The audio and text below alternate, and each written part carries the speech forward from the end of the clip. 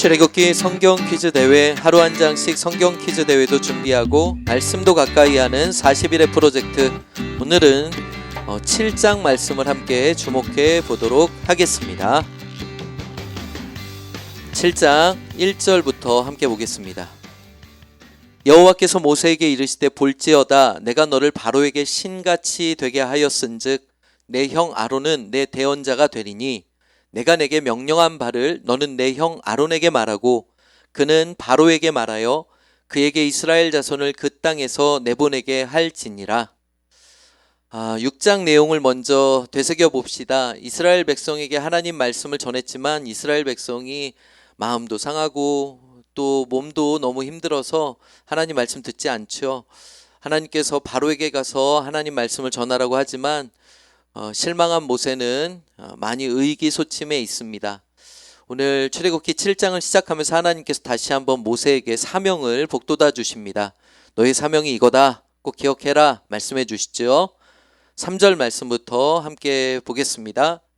내가 바로의 마음을 완악하게 하고 내 표징과 내 이적을 애굽 땅에서 많이 행할 것이나 바로가 너희의 말을 듣지 아니할 터인즉 내가 내 손을 애굽에 뻗쳐 여러 큰 심판을 내리고 내 군대 내 백성 이스라엘 자손을 그 땅에서 인도하여 낼지라.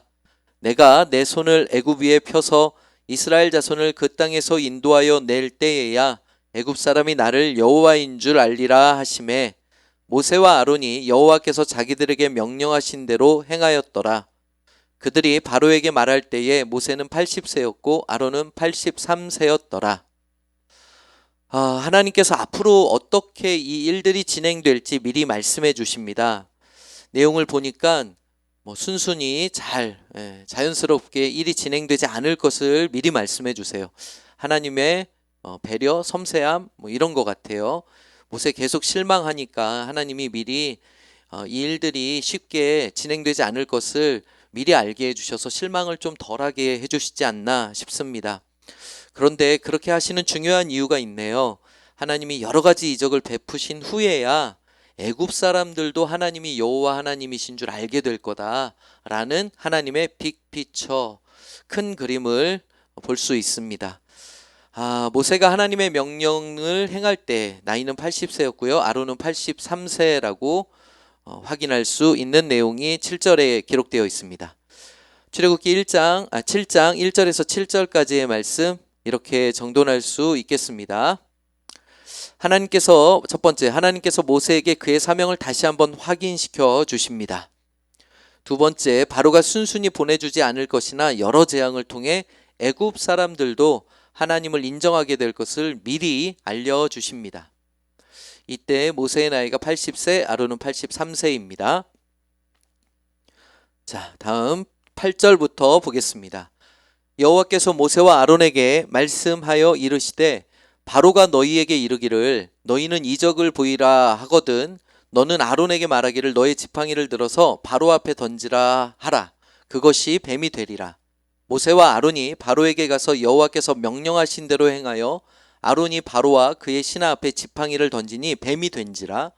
바로도 현인들과 마술사들을 부르매 그 애굽 요술사들도 그들의 요술로 그와 같이 행하되 각 사람이 지팡이를 던짐에 뱀이 되었으나 아론의 지팡이가 그들의 지팡이를 삼키니라.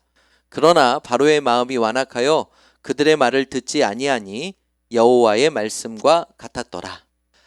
이제 모세와 아론이 바로 앞에 가서 놀라운 이적을 한 가지 보입니다. 그것은 하나님이 이미 앞서 모세에게 나타나셨을 때 말씀하신 내용인데요. 지팡이를 던지니까 뱀이 되게 하시는 놀라운 이적이었죠. 아론의 지팡이를 딱 던졌어요. 바로 앞에 가서. 그랬더니 실제로 그게 뱀이 된 거예요. 그런데 여기서 황당한 일이 벌어집니다. 그것은 애굽의 요술사들도 그와 같은 일을 행한 거예요. 신기하죠? 그런데 이건 그래 봐야 가짜고 하나님께 비교할 수 없는 그러한 흉내내기인 것 같아요. 애굽의 요술사들이 던진 지팡이, 그래서 뱀으로 변한 그 지팡이를 아론의 지팡이가 그 지팡이들을 삼켜버립니다. 이 놀라운 일을 보고 바로가 좀 깨달으면 좋았을 텐데 역시 하나님 말씀하신 것처럼 모세와 아론의 이야기를 듣지 않습니다. 이렇게 정돈할 수 있겠죠. 8절부터 13절 하나님이 아론의 지팡이를 뱀이 되게 하시자 애굽의 요술사들도 따라합니다. 그러나 아론의 지팡이가 다른 지팡이를 삼켜 버립니다. 바로는 꿈쩍도 하지 않습니다. 자, 14절부터 계속해서 보겠습니다. 여호와께서 모세에게 이르시되 바로의 마음이 완강하여 백성 보내기를 거절하는도다. 아침에 너는 바로에게로 가라. 보라, 그가 물 있는 곳으로 나오리니 너는 나일강가에 서서 그를 맞으며 그 뱀 되었던 지팡이를 손에 잡고 그에게 이르기를 히브리 사람의 하나님 여호와께서 나를 왕에게 보내어 이르시되 내 백성을 보내라. 그러면 그들이 광야에서 나를 섬길 것이니라 하였으나 이제까지 내가 듣지 아니하도다. 여호와가 이같이 이르노니 내가 이로 말미암아 나를 여호와인 줄 알리라. 볼지어다 내가 내 손의 지팡이로 나일강을 치면 그것이 피로 변하고 나일강의 고기가 죽고 그 물에서 악취가 나리니 애굽 사람들이 그 강물 마시기를 싫어하리라 하라. 14절부터 18절까지는 하나님께서 이제 첫 번째 재앙, 나일강의 물을 피로 바꾸시겠다라는 그 첫 번째 재앙에 관한 설명을 하십니다. 여러분, 애굽에는 수많은 우상 숭배들이 있었어요. 나일강도 대표적인 그러한 장소입니다. 나일강에도 그와 우상 숭배와 관련된 많은 그 내용들이 있었고요. 아침에 바로 왕이 나일강가에 나온 것도 아마 그렇게 우상 숭배 종교 행위를 하기 위해서라고 그렇게 추측할 수 있는 그러한 내용입니다. 14절에서 18절의 내용 이렇게 정돈할 수 있겠습니다. 첫 번째 재앙, 나일강의 물을 피로 변하게 하심. 이것을 하나님께서 설명하시는데요. 앞으로도 우리가 10가지 재앙을 통해서 하나하나씩 살펴보겠지만 이 모든 재앙은 애굽의 우상들을 하나님께서 꺾으시는 그러한 의미도 담고 있다라고 볼 수 있는데, 이 나일의 신 하피와 오시리스, 크눔 등을 하나님께서 꺾으시는 내용으로 우리가 살펴볼 수 있을 겁니다. 자, 19절부터 보도록 하겠습니다. 여호와께서 모세에게 이르시되 아론에게 명령하기를 내 지팡이를 잡고 내 팔을 애굽의 물들과 강들과 운하와 목과 모든 호수 위에 내밀라 하라. 그것들이 피가 되리니 애굽 온 땅과 나무 그릇과 돌 그릇 안에 모두 피가 있으리라.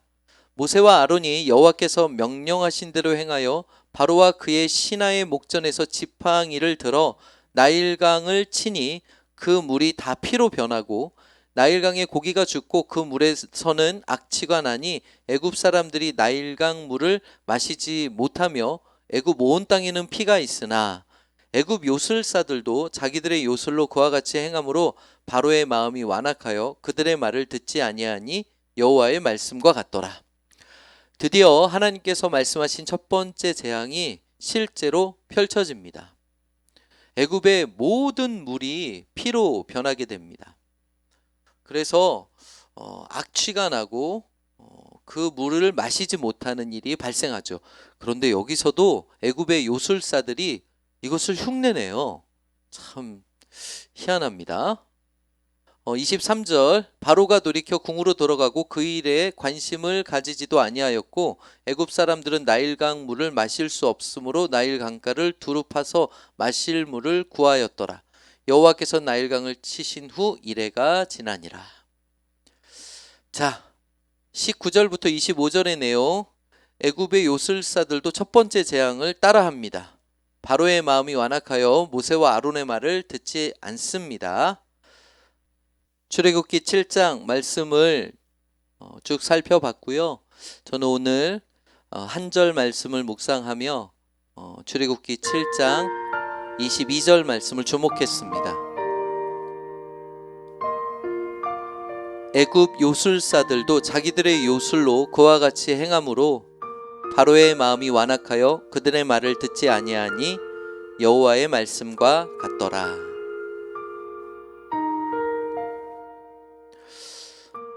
바로가 하나님의 말씀을 듣지 않는 그러한 조건으로 애굽의 요술사들이 흉내내는 것 때문이라고 설명하고 있는 한 절 말씀입니다. 물론 하나님이 바로의 마음을 완악하게 하셨기 때문인데, 바로의 입장에서 보면 자신의 그 신하들, 요술사들도 따라할 수 있네, 이렇게 여긴 거죠. 하나님의 능력과 사람의 그 실력을 비슷한 위치로 보는 것, 그 어리석음이 바로로서는 하나님의 말씀을 듣지 않아도 되겠구나 라고 여긴 그러한 기준이 되지 않았나 싶습니다. 여러분, 이 세상에 참 많은 것들이 하나님과 견주어 볼 만한 것들로 우리를 착각하게 만드는 것 같습니다. 그것이 돈일 수도 있고요, 그것이 명예일 수도 있고 권력일 수도 있고, 이 세상의 많은 것들 때문에 하나님을 굳이 섬겨야 되나, 하나님 말씀을 들어야 되나, 이렇게 헷갈릴 수도 있는데, 여러분, 그것은 다 어리석은 것이고 헛된 것이고 가짜이고 흉내입니다. 우리 하나님이 전능하신 분이고 살아계신 분이시라는 것을 결국 하나님께서는 나타내실 거예요. 바로의 어리석음과 같이 하나님과 다른 것을 견주어서 헷갈리거나 하나님을 그것들과 비교할 수 있는 분으로 여기는 어리석음이 우리의 삶 가운데 있지 않기를 바랍니다. 오늘 하루도 우리 하나님이 전능하시고 우리 하나님만이 여호와 하나님이시라는 것을 잊지 않는 우리 세움교회 성도들이 되시기를 간절히 소원합니다. 이상 출애굽기 7장 우리 함께 살펴봤습니다.